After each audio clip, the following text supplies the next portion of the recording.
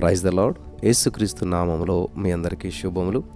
ఈరోజు మనం ధ్యానం చేసుకోబోతున్నటువంటి అంశము యేసు కన్నీళ్ళు. యేసుక్రీస్తు ప్రభులు వారు శరీరధారిగా ఉన్నటువంటి దినాల్లో కన్నీళ్లు కార్చారు. ఆయన దేవుడు కదా, ఎందుకు ఏడ్చాడు అనే సందేహం కొందరికి కలుగుతుంది. ఒక విషయం ఎప్పుడు కూడా మనం జ్ఞాపకం ఉంచుకోవాలి. యేసు పరిపూర్ణ మానవుడు, పరిపూర్ణ దేవుడు. దైవత్వం మానవత్వం రెండూ కూడా ఆయనలో ఇమిడి ఉన్నాయి. ఆయన మానవుడు కాబట్టి ఏడ్చాడు, కోపగించాడు, ఆకలిగా ఉన్నాడు, దాహంగా ఉన్నాడు, నిద్రించాడు. ఆయన సంపూర్ణ దేవుడు కాబట్టి మరణాన్ని జయించాడు, లేచాడు, మరణించిన వారిని తిరిగి లేపాడు, తుఫానును నెమ్మలపరిచాడు, నీళ్లను ద్రాక్షరసంగా మార్చాడు, నీళ్లపై నడిచాడు. ఇలా ఎన్నో అద్భుత కార్యాలు చేశాడు. ఇంతకు మనం నేర్చుకోవాల్సిన విషయం ఏంటంటే, యేసు మానవ అవతారంలో ఉన్నప్పుడు కన్నీరు కార్చాడు.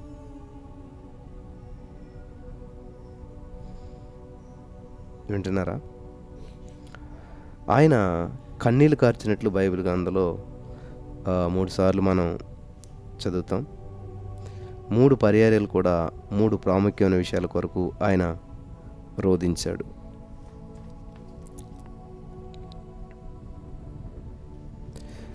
మానవులకు కన్నీళ్ళు అకారణంగా రావు. కన్నీటి వెనక ఏదో ఒక బలమైన కారణం ఉంటుంది. సర్వసాధారణంగా కొంతమంది చనిపోయినా కూడా ఏడరు. కన్నీళ్ళు వచ్చేయండి చాలా పెద్ద కారణం ఉంటుంది.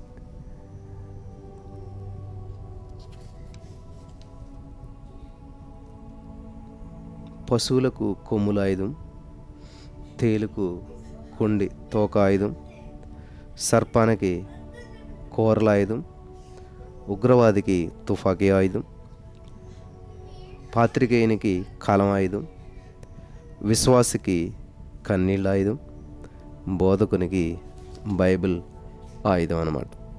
అలాగే బైబిల్ గ్రంథంలో కొందరు భక్తురాండ్రు కన్నీళ్లు కార్చి దేవుని నుండి ప్రతిఫలం పొందారు. అపోస్తులైన పౌలు గారు అపోస్తుల కార్యములు 20వ అధ్యాయం 19వ వచనంలో, యూదుల కుట్ర వలన నాకు శోధనలు సంభవించినను కన్నీళ్లు విడిచుచు పూర్ణమైన వినయభావంతో నేనెలాగున ప్రభువును సేవించుచుంటునో మీకే తెలియను. అలాగే హిజ్కియా గారు 2 రాజులు 20 అధ్యాయం 5వ వచనంలో, నీవు కన్నీళ్లు విడిచిడి చూచి నీ ప్రార్థన నేను అంగీకరించి ఉన్నాను, నేను నిన్ను బాగు చేసేదను అని చెప్పి ఇక్కడ మనం చదువుతూ ఉన్నాం. మూడవదిగా దావీదు కీర్తన 6:6లో, ప్రతి రాత్రియు కన్నీరు విడిచుచు నా పరుపు తేలజేయుచున్నాను, నా కన్నీళ్ళ చేత నా పడక కొట్టుకొని పోచున్నది. 4వదిగా ఇర్మియా 9వ అధ్యాయం 1వ వచనంలో, నా జనులలో హతమైన వారిని గురించి నేను దేవారాత్రము కన్నీరు విడిచినట్లు నా తల జలమయముగాను నా కన్ను కన్నీళ్ళ ఊటగాను ఉండునుగాక. హన్నా కన్నీళ్ళు 1 సమూయేలు 1:10లో, హన్నా బహు దుఃఖాక్రాంతురాలై వచ్చి యెహోవా సన్నిధిని ప్రార్థన చేయుచు బహుగా ఏడ్చాను. చివరగా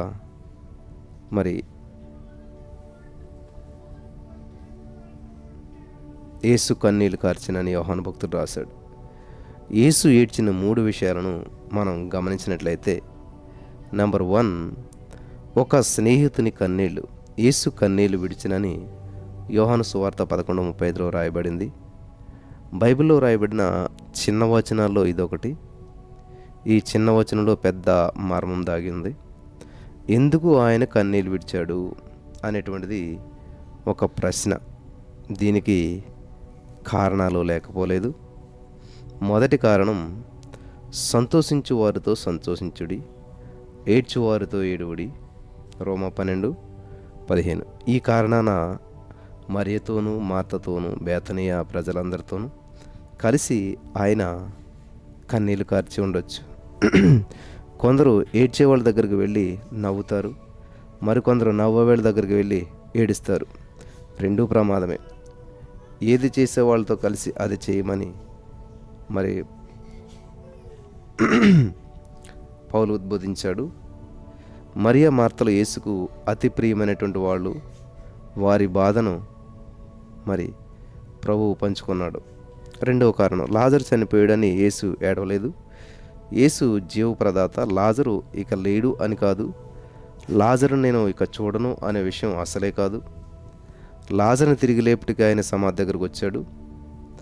మన స్నేహితుడైన లాజరు నిద్రించుచున్నాడని అతను మేలుకొల్ప వెళ్తున్నామని యేసుప్రభువు ముందే చెప్పాడు, యోహాను 11:11. కాబట్టి ఇక్కడ లాజరు సమాధి దగ్గర యేసుక్రీస్తు ప్రభువారు 4 దినాలు లాజరు సమాధి దగ్గరికి 4 రోజులు తర్వాత వచ్చాడు. మరియా మార్తా యూదులు, ఇంకా చెప్పాలంటే బేతనియ గ్రామం అంతా విషాదంతో మునిగిపోయింది. లాజరు సమాధి ఒక గుహ. ఆ గుహ దగ్గరే యేసు ఏడ్చాడు. యేసు ఆత్మలో కలవరపడ్డాడు, మూలుగాడు. సృష్టికర్త అయిన దేవుడు ఇవన్నీ చేయడం కొంత విచిత్రంగా ఉంది కదా. ఎందుకు ఇవన్నీ యేసు చేశాడు అంటే మరణం యొక్క భయంకర స్థితి మన ప్రభు జ్ఞాపకం చేసుకున్నాడు. అది మనుషుడైన ఆదాము పాపం చేయకపోతే ఈ మరణం మానవులకు సంక్రమించేది కాదు. పాపం వల్ల వచ్చేటువంటి జీతం మరణం. రోమా 6:23.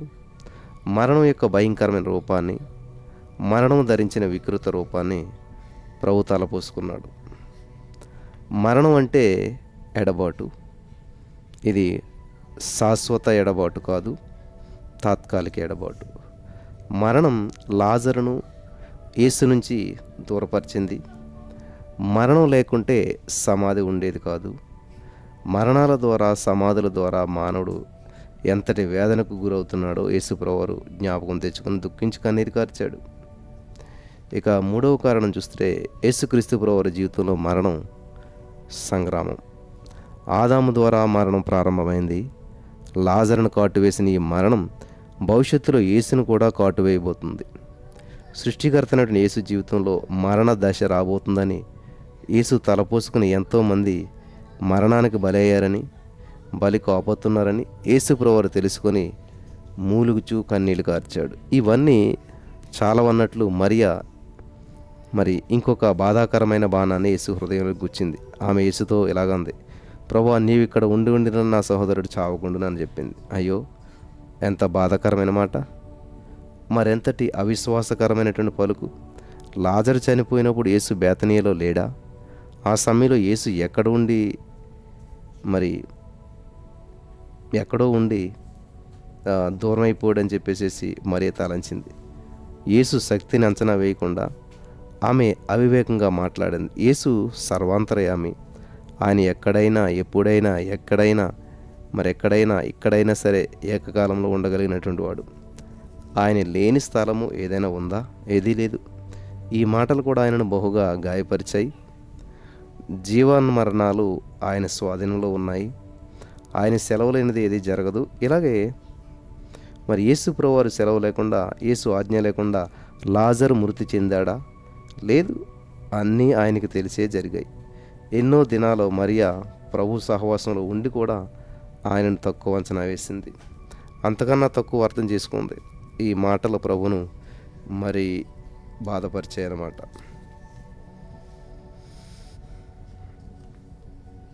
గాయపరిచే.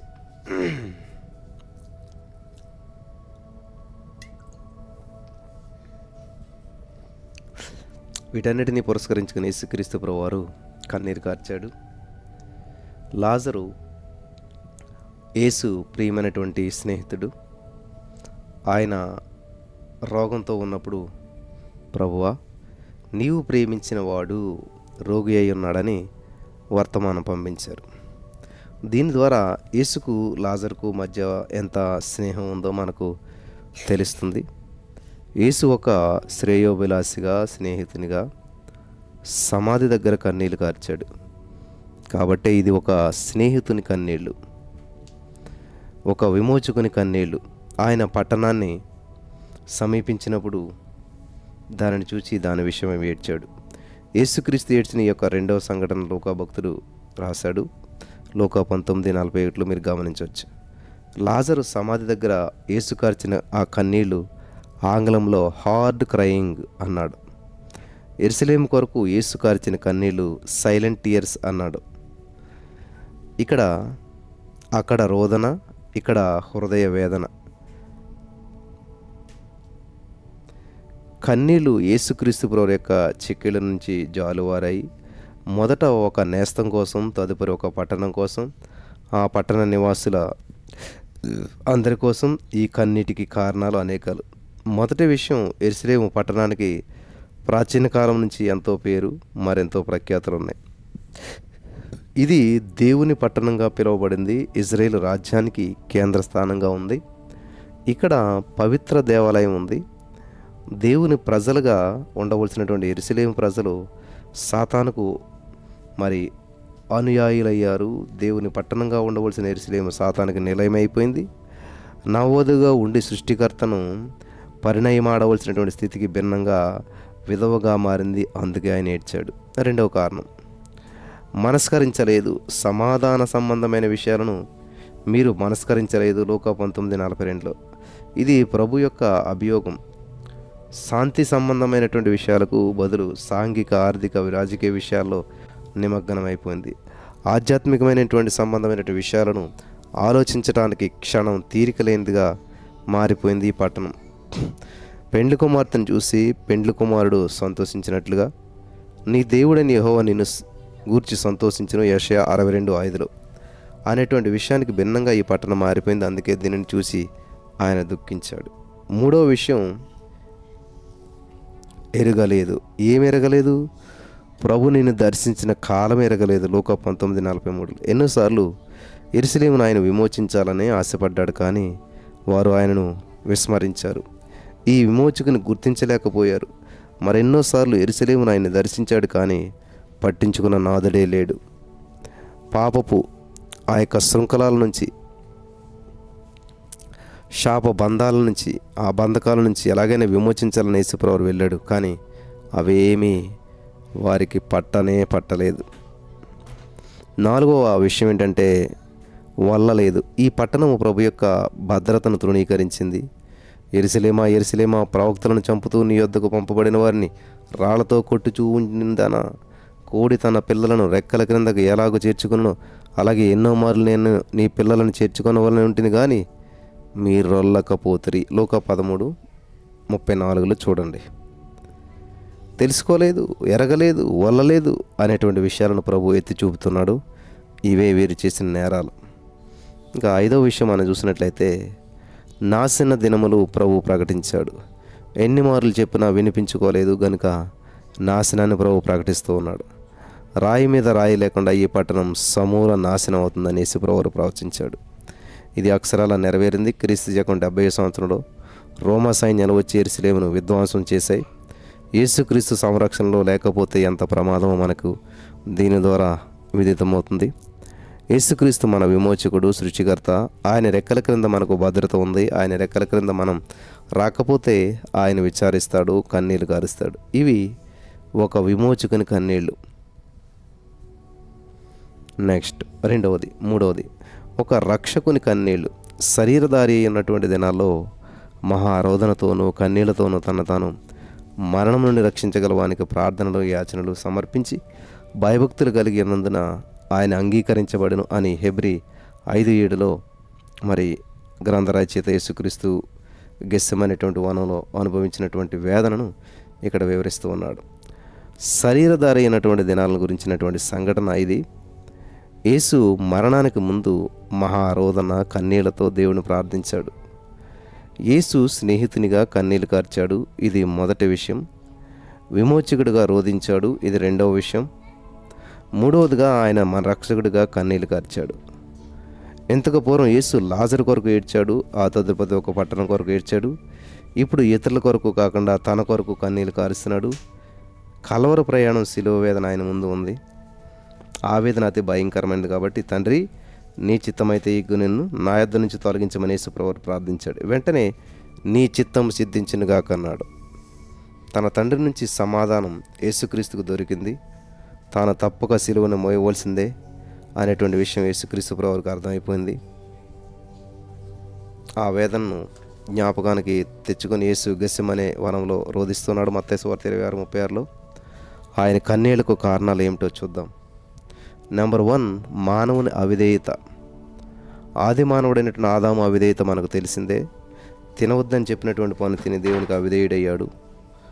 సాతాను మాటకు విధేయుడై దేవుని మాటకు అవిధేయుడయ్యాడు.